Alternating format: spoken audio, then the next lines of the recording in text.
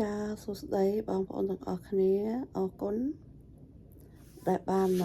បងប្អូនទាំងអស់គ្នាចូលមកមើលវីដេអូរបស់នាងខ្ញុំនៅក្នុងថ្ងៃនេះចាក្នុងថ្ងៃនេះនាងខ្ញុំអត់មានអីធំដុំទេចានាងខ្ញុំមានតែ chicken french fry chicken french fry chicken នេះសម្រាប់ dinner របស់នាងខ្ញុំចា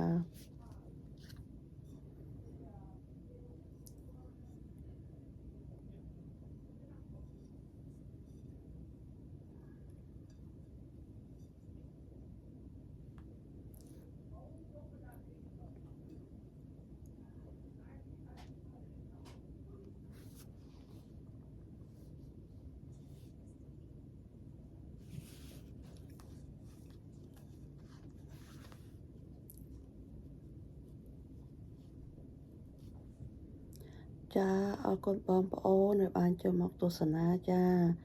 ខ្ញុំសង្ឃឹមថាជួបបងប្អូនតាមរយៈវីដេអូផ្សេងទៀតចារាត្រីសួស្តីបងប្អូនទាំងអស់គ្នាចាជម្រាបលាបងប្អូន